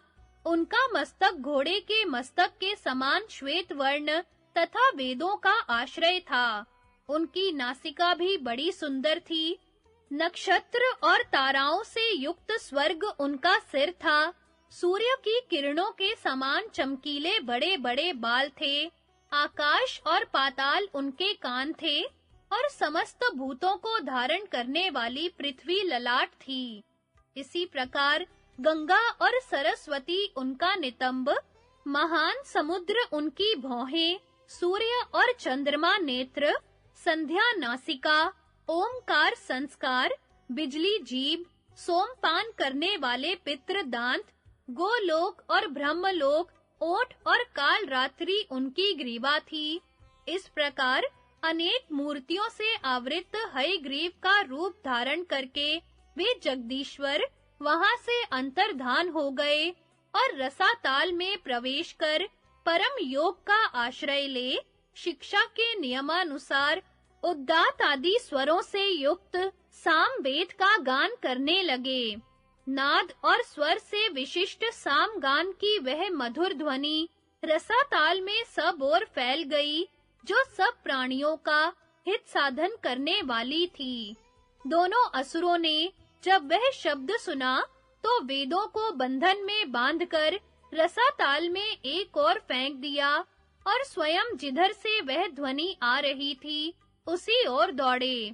इसी बीच में भगवान हयग्रीव ने उस स्थान पर पहुंचकर रसाताल में पड़े हुए संपूर्ण वेदों को अपने अधिकार में कर लिया और उन्हें लाकर पुनः ब्रह्मा जी को सौंप दिया। इसके बाद वे अपने पूर्व रूप को धारण करके फिर ज्यों के त्यों सो रहे। इधर जब उन दानवों को शब्द होने के स्थान पर कुछ दिखाई न पड़ा, तो वे पुनः बड़े वेग से उस स्थान पर आ पहुंचे जहां वेदों को फेंक आए थे, किंतु वहां भी कुछ हाथ न आया। वह स्थान खाली ही दिखाई दिया। अब वे दैत्य बलवान बड़े जोर से ऊपर की ओर बढ़े और शीघ्र ही रसाताल से बाहर निकल आए। ऊपर आकर उन्होंने देखा कि पानी के ऊपर शेषनाग की शैया पर एक चंद्रमा के समान कांतिमान पुरुष सो रहा है। वे विशुद्ध सत्व से संपन्न भगवान ही थे, जो योग निद्रा में पौढ़े हुए थे।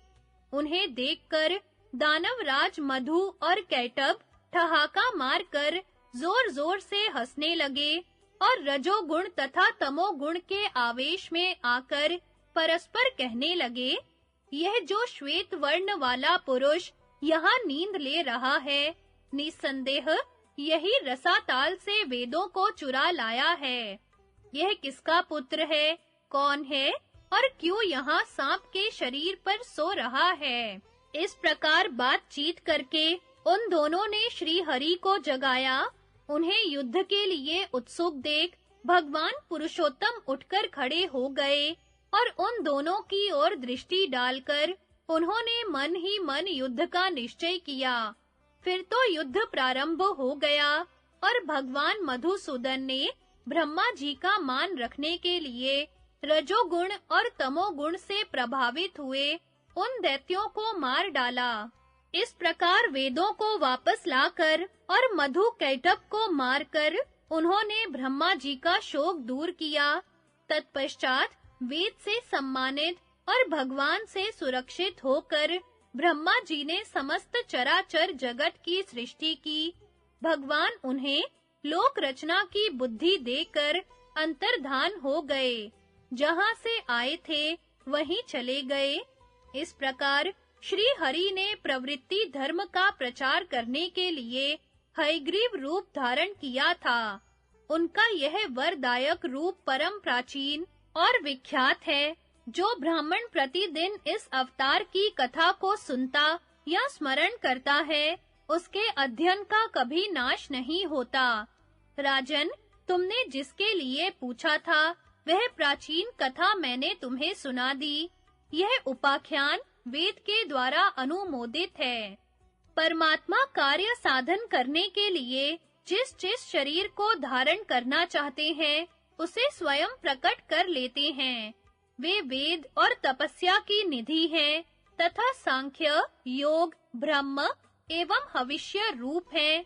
वेदों का पर्यवसान नारायण में ही है। यज्ञ नारायण के ही स्वरूप हैं, तप नारायण की ही प्राप्ति कराने वाले हैं और नारायण की प्राप्ति ही उत्तम गति है। इतना ही नहीं, ऋत और सत्य भी नारायण के ही स्वरूप है तथा जिसके अनुष्ठान से पुनर्जन्म नहीं लेना पड़ता, वह निवृत्ति प्रधान धर्म भी नारायण को ही लक्ष्य करने वाला है। प्रवृत्ति धर्म भी नारायण का ही स्वरूप है। भूमि का उत्तम गुण गंध, जल का गुण रस, तेज का गुण रूप, वायु का गुण स्पर्श और आकाश का गुण शब्द भी नारायण से भिन्न नहीं है। मन, काल, नक्षत्र मंडल, कीर्ति, श्री, लक्ष्मी, संपूर्ण देवता तथा सांख्य और योग शास्त्र, ये सब नारायण के ही स्वरूप हैं।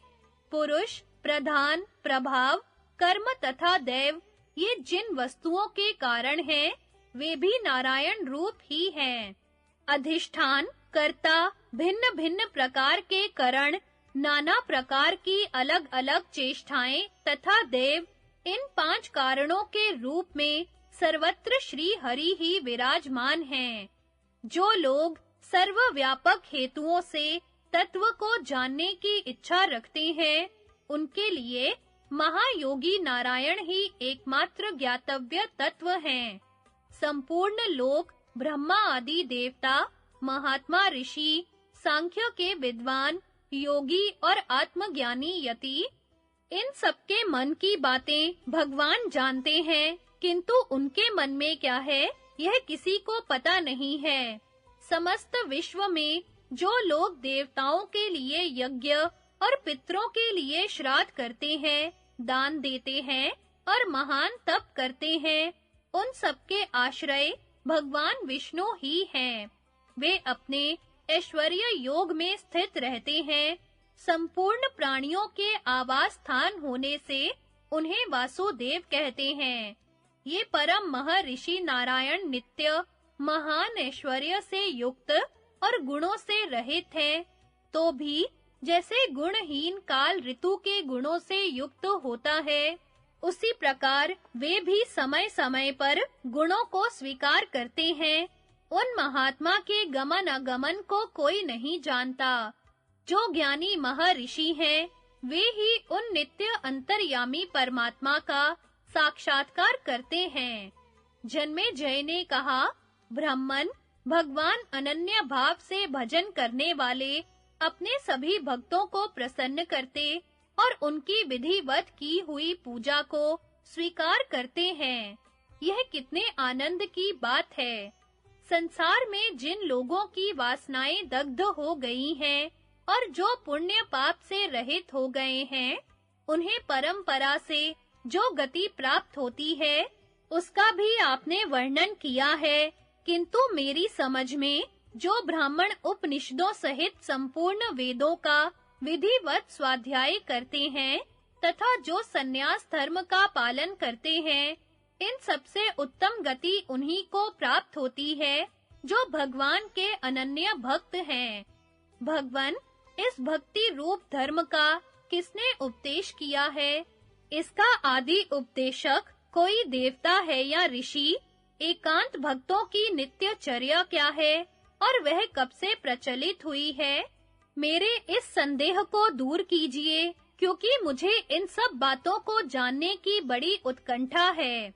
वैशंपायन जी ने कहा, राजन, जिस समय कौरव और पांडवों की सेनाएं युद्ध के लिए डटी हुई थी और अर्जुन युद्ध से अनमने हो रहे थे, उस समय स्वयं भगवान ने उन्हें गीता में इस धर्म का उपदेश दिया तथा सृष्टि के आदि में जब भगवान नारायण से ब्रह्मा जी का मानसिक जन्म हुआ, उस समय उन्होंने भी अमित तेजस्वी ब्रह्मा जी को इस धर्म का उपदेश दे करके कहा, तुम युगों के धर्म तथा निष्काम कर्म का विधान करो। यह आदेश देकर वे अज्ञान अंधकार से परे अपने परम धाम को चले गए। तत्पश्चात सबको वर देने वाले लोक पितामह ब्रह्मा जी ने स्थावर जंगम रूप संपूर्ण जगत की रचना की। सृष्टि के प्रारंभ काल में जब अत्यंत उत्तम सत्य युग का आरंभ हुआ था, उस समय ब्रह्मा जी ने दक्ष प्रजापति को उस धर्म का उपदेश किया। दक्ष ने अपने ज्येष्ठ दोहित्र आदित्य को, जो सविता से बड़े थे, यह धर्म बतलाया। उनसे विवस्वान ने प्राप्त किया।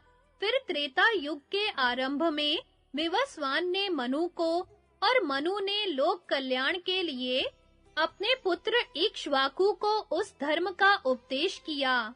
तदनंतर इक्ष्वाकु के उपदेश से इसका विश्वव्यापी प्रचार हो गया। जब संसार का प्रलय होगा, तो फिर यह धर्म भगवान नारायण में ही लीन हो जाएगा। नारद जी ने साक्षात जगदीश्वर नारायण से रहस्य और संग्रह सहित इस धर्म को प्राप्त किया था। इस प्रकार यह महान धर्म सबसे प्रथम तथा सनातन है। इसके तत्व को समझना और इसका ठीक-ठीक पालन करना कठिन है, तो भी भगवान के भक्त इसे सदा धारण किए रहते हैं।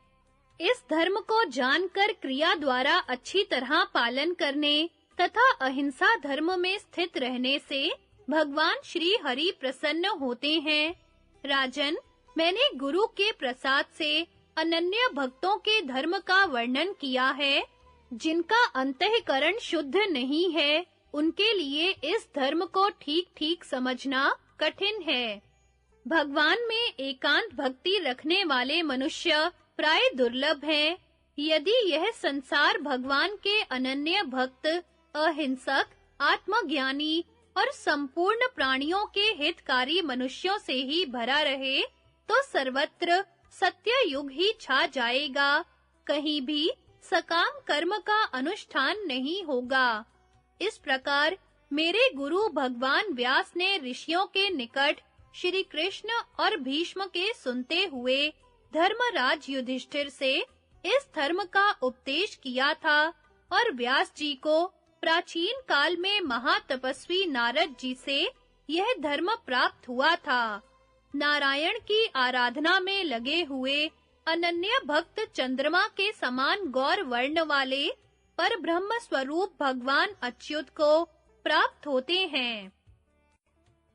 अतिथि के कहने से धर्मारण्य का नागराज के यहाँ जाना और सूर्य मंडल से उनके लौटने पर उनसे उच्च वृत्ति की महिमा सुनना। युधिष्ठिर ने कहा, पितामह, आपके बतलाए हुए कल्याणमय मोक्ष धर्मों का मैंने श्रवण किया। अब आप आश्रम धर्मों का पालन करने वाले मनुष्यों के लिए जो सबसे उत्तम धर्म हो, उसका उपदेश कीजिए। भीष्म जी ने कहा, राजन, इस विषय में मैं तुम्हें एक प्राचीन कथा सुना रहा हूँ, उसे सुनो। प्राचीन काल में देवर्षि नारद ने इंद्र को यह कथा सुनाई थी। वह प्रसंग इस प्रकार है। एक बार नारद जी देवराज इंद्र के यहाँ पधारे। इंद्र ने उन्हें अपने समीप ही बिठाकर उनका बड़ा सत्कार किया। थोड़ी देर बैठकर जब नारद जी विश्राम ले चुके, तो उनसे इंद्र ने पूछा, देवर्षि, इधर आपने कोई आश्चर्यजनक घटना देखी है क्या? आप सिद्ध हैं और तीनों लोक में विचरते रहते हैं। जगत की कोई ऐसी बात नहीं है जो आपसे छिपी हो। यदि आपने कुछ सुना हो, देखा हो अथवा अनुभव किया हो, तो उसे कहिए। इंद्र के इस प्रकार पूछने पर नारद जी ने कहा, गंगा के दक्षिण किनारे पर महापद्म नामक उत्तम नगर है। वहां एक ब्राह्मण रहता था। वह एकाग्र चित्त तथा शांत भाव से रहने वाला था। उसका जन्म अत्रि गोत्र में हुआ था। वेद में उसकी अच्छी गति थी तथा उसके मन में किसी प्रकार का संदेह नहीं था। वह सदा धर्मपरायण, क्रोध रहित, नित्य संतुष्ट, जितेंद्रिय, तप और स्वाध्याय में संलग्न, सत्यवादी और सत्पुरुषों के सम्मान का पात्र था। उसके घर में न्याय से पैदा किए हुए धन का संग्रह था और उसके सगे संबंधियों की संख्या अधिक थी। वह ब्राह्मणोचितशील से संपन्न तथा उत्तम आजीविका से निर्वाह करने वाला था।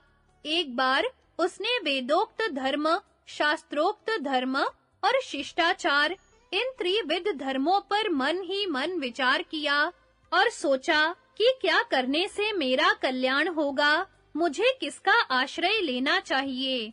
इसी प्रकार वह प्रतिदिन विचार करता, किंतु किसी निश्चय पर नहीं पहुंच पाता था।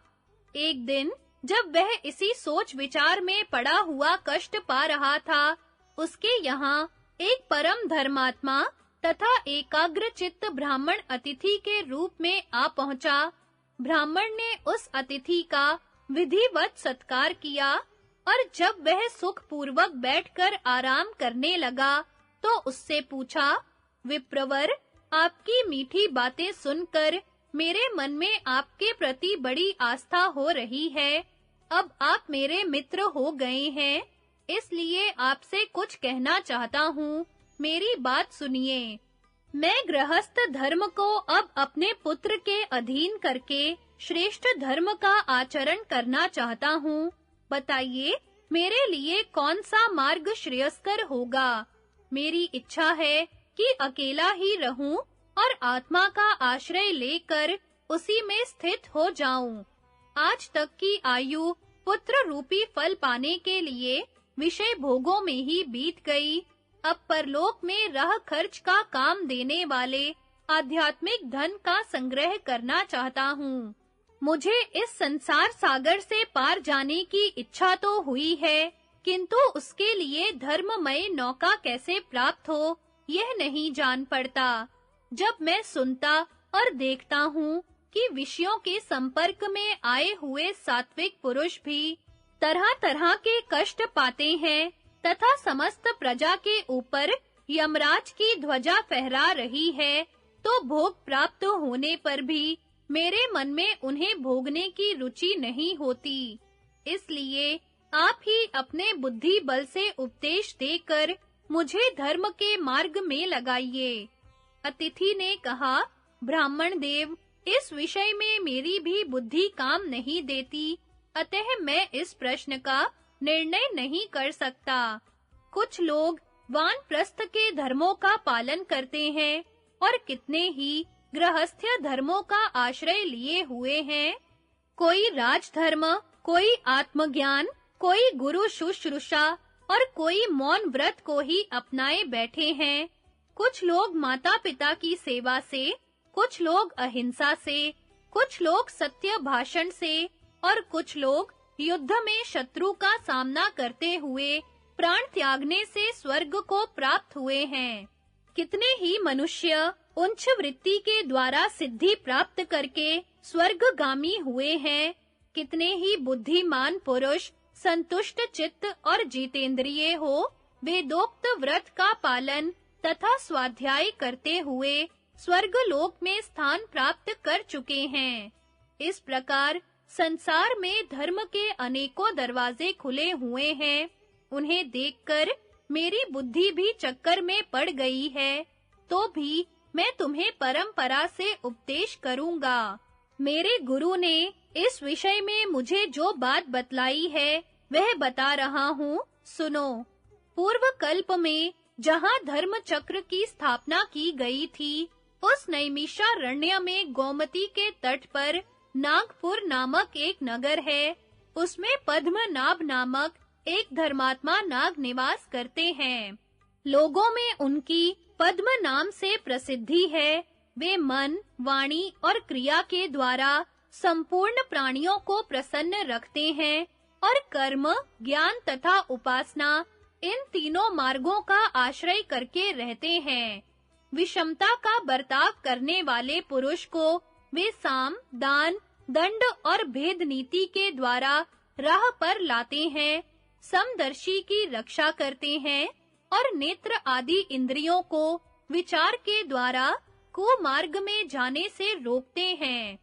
तुम उन्हीं के पास जाकर विधि पूर्वक अपना अभीष्ट प्रश्न उनके सामने रखो, वे तुम्हें परम धर्म का उपदेश करेंगे।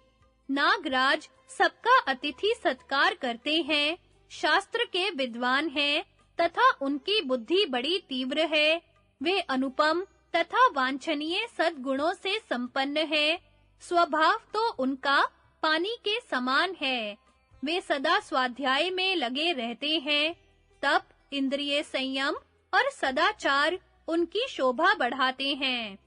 वे यज्ञ का अनुष्ठान करने वाले, दानियों के शिरोमणि, क्षमाशील, सद्वर्ताव का पालन करने वाले, सत्यवादी, दोष दृष्टि से रहित, शीलवान, जितेंद्रिय, यज्ञ शेष अन्न के भोक्ता, कर्तव्य अकर्तव्य को जानने वाले, किसी से भी वैर न करने वाले, समस्त प्राणियों के हित में लगे रहने वाले और पवित्र तथा उत्तम कुल में उत्पन्न हैं। ब्राह्मण ने कहा, विप्रवर, मुझ पर बड़ा भारी बोझ सा लदा हुआ था, उसे आज आपने उतार दिया। आपकी यह बात सुनकर मुझे बड़ी सांत्वना मिली है। राह चलने से थके हुए बटोही को शैया, प्यासे को पानी और भूखे को भोजन मिलने से जितना संतोष होता है तथा प्रेमी के दर्शन से जितना आनंद मिलता है, उतना ही आनंद आज आपकी बातों से मुझे मिल रहा है। महात्मन, आपने मुझे जैसी सलाह दी है वैसा ही करूंगा। अब सूर्य अस्ताचल को जा रहा है। आज की रात आप मेरे साथ यहीं रह जाइए और सुख पूर्वक विश्राम करके भली भांति अपनी थकावट दूर कीजिए, फिर सवेरे चले जाइएगा। तदनंतर वह अतिथि उस ब्राह्मण का आतिथ्य ग्रहण करके रात भर उसके यहाँ रहा। दोनों में मोक्ष धर्म के विषय में बातें होती रहीं। बात करते-करते उनकी सारी रात बड़े सुख से बीती। सवेरा होने पर ब्राह्मण द्वारा सम्मानित हो वह अतिथि चला गया और धर्मात्मा ब्राह्मण अपने घर के लोगों की अनुमति लेकर अतिथि के बताए हुए नागराज के घर की ओर चल दिया। रास्ते में एक मुनि के आश्रम पर जाकर उसने नागराज का पता पूछा। उस मुनि ने उसे जो कुछ बताया उसको ध्यान से सुनकर उसी के अनुसार चलता हुआ वह ब्राह्मण नागराज के स्थान पर पहुंच गया। उनके दरवाजे पर जाकर ब्राह्मण ने आवाज दी। उसे सुनकर धर्म पर प्रेम रखने वाली नागराज की पतिव्रता पत्नी ब्राह्मण के सामने आई और शास्त्र विधि के अनुसार उसका पूजन करके स्वागत करती हुई बोली, ब्राह्मण देव, आज्ञा दीजिए, मैं आपकी क्या सेवा करूं? ब्राह्मण ने कहा, देवी, तुमने मधुर वाणी से मेरा स्वागत और पूजन किया, इससे मेरी थकावट दूर हो गई। अब मैं महात्मा नागराज का दर्शन करना चाहता हूँ। यही मेरा सबसे बड़ा कार्य और मनोरथ है और इसी के लिए आज मैं उनके इस आश्रम पर आया हूँ। किंतु उस समय नागराज वहां उपस्थित न थे। वे सूर्य का रथ खींचने चले गए थे। इसलिए ब्राह्मण ने कहा, देवी, जब नागराज यहाँ आ जाएं, तो शांत भाव से उन्हें मेरे आगमन का समाचार बतला देना। मैं उनकी प्रतीक्षा करता हुआ गोमती के तट पर निवास करूंगा। यह कहकर वह ब्राह्मण गोमती नदी के किनारे चला गया और वहां निराहार रहकर तपस्या करने लगा। उसके भोजन न करने से वहां रहने वाले नागों को बड़ा दुख हुआ। तब नागराज के बंधु बांधव, स्त्री और पुत्र सब मिलकर ब्राह्मण के पास गए और बारंबार उसकी पूजा करके कहने लगे, तपोधन, आपको यहाँ आए आज 6 दिन हो गए, किंतु अभी तक आप भोजन लाने के लिए हमें आज्ञा नहीं दे रहे हैं। आप हमारे घर अतिथि के रूप में आए हैं और हम आपकी सेवा में उपस्थित हुए हैं। आपका आतिथ्य करना हमारा कर्तव्य है, क्योंकि हम सब लोग गृहस्थ हैं। ब्राह्मण देव, आप क्षुधा की निवृत्ति के लिए हमारे लाए हुए फल, मूल, साग, दूध अथवा अन्न अवश्य स्वीकार कीजिए। इस वन में रहकर आपने भोजन छोड़ दिया है, इससे हमारे धर्म में बाधा आती है। बालक से लेकर वृद्ध तक हम सब लोगों को इस बात का कष्ट है। हमारे कुल में कोई भी ऐसा नहीं है जो देवता, अतिथि और बंधुओं को अन्न देने के पहले ही भोजन कर लेता हो। ब्राह्मण ने कहा, नागगण, आप लोगों की बातों से ही मैं तृप्त हो गया। अब नागराज के आने में सिर्फ 8 दिन बाकी हैं। यदि 8 रात बीत जाने पर भी वे नहीं आए, तो मैं आप लोगों के कहने से भोजन कर लूंगा। उनके आगमन के लिए ही मैं इस व्रत का पालन कर रहा हूँ। आप लोग इसमें विघ्न न डालें। मेरे लिए संताप करना उचित नहीं है। आप सब लोग अपने स्थान पर लौट जाइए। ब्राह्मण के इस प्रकार कहने पर वे नागगण अपने प्रयत्न में असफल होकर घर लौट गए। तदनंतर जब समय पूरा हो गया और नागराज की ड्यूटी समाप्त हो गई, तो सूर्य देव की आज्ञा लेकर वे घर लौट आए। वहां उनकी पत्नी पैर धोने के लिए जल लेकर सेवा में उपस्थित हुई। नागराज ने उससे पूछा, कल्याणी, मेरे द्वारा बताई हुई विधि के अनुसार तुम देवता और अतिथि के पूजन में तत्पर तो रही होना। मेरे वियोग के कारण कभी धर्म से विमुख तो नहीं हुई। नाग पत्नी बोली, नागराज, पत्नी के लिए पति की आज्ञा का पालन करना सबसे बड़ा धर्म बतलाया गया है। आपके उपदेश से इस बात को मैं अच्छी तरह जानती हूँ। जब आप सदा धर्म में स्थित रहते हैं, तो मैं कैसे सन्मार्ग का त्याग करके बुरे रास्ते पर पैर रखूंगी। महाभाग, देवताओं की आराधना में कोई कमी नहीं आई है। अतिथि सत्कार के लिए भी मैं सदा सावधान रहती हूँ। आलस्य को कभी पास नहीं फटकने देती। किंतु आज 15 दिनों से एक ब्राह्मण देवता यहाँ पधारे हुए हैं। वे मुझसे अपना काम कुछ नहीं बताते, केवल आपका दर्शन चाहते हैं और उसके ही लिए उत्सुक होकर कठोर व्रत का पालन करते हुए गोमती के तट पर बैठे हैं। उन्होंने मुझसे सच्ची प्रतिज्ञा करा ली है कि नागराज के आते ही उन्हें मेरे पास भेज देना। अतः अब आपको वहां जाना और ब्राह्मण देवता को दर्शन देना चाहिए। नाग ने पूछा, प्रिय, ब्राह्मण रूप में तुमने किसका दर्शन किया है? वे कोई देवता हैं या मनुष्य? भला मनुष्यों में कौन मुझे देखने की इच्छा कर सकता है? और यदि दर्शन की इच्छा करे भी, तो इस तरह हुक्म देकर कौन बुला सकता है? नाग पत्नी बोली, नाथ, उनकी सरलता देखकर तो यही जान पड़ता है कि वे कोई देवता नहीं हैं।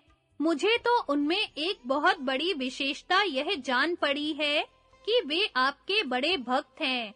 जैसे पपीहा पानी के लिए साल भर वर्षा की बाट देखता रहता है, उसी प्रकार वे आपके दर्शन की प्रतीक्षा करते हैं। इसलिए आप अपने क्रोध का परित्याग करके अब उन्हें दर्शन दीजिए। उनकी आशा भंग करके अपने को भस्म ना कीजिए। जो आशा लगाकर शरण में आए हुए जीवों के आंसू नहीं पहुंचता, वह राजा हो या राजपुत्र, उसे भ्रूण हत्या का पाप लगता है। मौन रहने से ज्ञान रूपी फल की प्राप्ति होती है। दान देने से यश बढ़ता है। सत्य बोलने से वाणी की पटुता और परलोक में प्रतिष्ठा प्राप्त होती है। न्याय पूर्वक धन का उपार्जन करने से उत्तम फल मिलता है। अपनी इच्छा के अनुकूल कार्य भी यदि दूसरों के संघर्ष से रहित तथा आत्मा का कल्याण करने वाला हो, तो उसको करने से कोई नरक में नहीं पड़ता। नाग ने कहा, प्रिय, जाति दोष के कारण ही मुझे कभी-कभी अभिमान और रोष का शिकार हो जाना पड़ता है, किंतु आज तुमने अपने उपदेश रूप अग्नि के द्वारा मेरे संकल्प जनित क्रोध को भस्म कर डाला। मेरी दृष्टि में क्रोध से बढ़कर मोह में डालने वाला कोई दोष नहीं है, और क्रोध के लिए सर्प जाति अधिक बदनाम है। इसलिए आज तुम्हारी बात सुनकर तपस्या के शत्रु और कल्याण से भ्रष्ट करने वाले इस क्रोध को मैंने काबू में कर लिया। तुम जैसी गुणवती स्त्री को पाकर मैं अपने सौभाग्य की विशेष सराहना करता हूँ। अच्छा, अब मैं गोमती के तट पर, जहाँ वे ब्राह्मण देवता विराजमान हैं, जाता हूँ। उनकी जो इच्छा होगी उसे पूर्ण करूँगा। वे सर्वथा कृतार्थ होकर अपने घर लौटेंगे। यह कहकर नागराज मन ही मन उस ब्राह्मण के कार्य का विचार करते हुए उसके पास गए और वहां पहुंचकर मधुर वाणी में बोले, द्विजवर, मेरे अपराध को क्षमा कीजिए, मुझ पर क्रोध न कीजिएगा। मैं स्नेहवश आपके सामने आकर पूछता हूँ, बताइए किसके लिए, किस प्रयोजन से यहाँ आए हैं, और इस गोमती के एकांत तट पर आप किसकी उपासना कर रहे हैं? ब्राह्मण बोला, मेरा नाम धर्मारण्य है। मैं नागराज पद्मनाभ का दर्शन करने के लिए यहाँ आया हूँ। उन्हीं से मुझे कुछ काम है। उनके स्वजनों से सुना है कि वे यहाँ से दूर हैं। अतः जैसे किसान वर्षा की राह देखता है, उसी तरह मैं भी उनकी बाट जोह रहा हूँ और उनके कल्याण के लिए वेद का पारायण कर रहा हूँ। नाग ने कहा, महाभाग, आपका आचरण बड़ा ही कल्याणमय है। आप बड़े ही सत्पुरुष और सज्जनों पर दया करने वाले हैं, क्योंकि दूसरों पर स्नेह दृष्टि रखते हैं। मैं ही वह नाग हूँ जिससे आप मिलना चाहते हैं। इच्छा अनुसार आज्ञा दीजिए, मैं आपका कौन सा प्रिय कार्य करूं। अपनी स्त्री से आपके आगमन का समाचार सुनकर मैं स्वयं ही आपसे मिलने आया हूँ। आपने हम सब लोगों को अपने गुणों के मोल से खरीद लिया है, क्योंकि आप अपने हित की बात भूलकर मेरे ही कल्याण का चिंतन कर रहे हैं। ब्राह्मण बोला, नागराज, मैं आप ही के दर्शन की इच्छा से यहाँ आया हूँ और आपसे कुछ पूछना चाहता हूँ। इस समय मेरे मन में एक नया प्रश्न उठा है, पहले इसका उत्तर दे दीजिए, उसके बाद अपना कार्य निवेदन करूँगा। आप सूर्य के एक पहिए वाले रथ को खींचने के लिए जाया करते हैं। यदि वहाँ कोई आश्चर्यजनक बात आपने देखी हो, तो बताने की कृपा करें।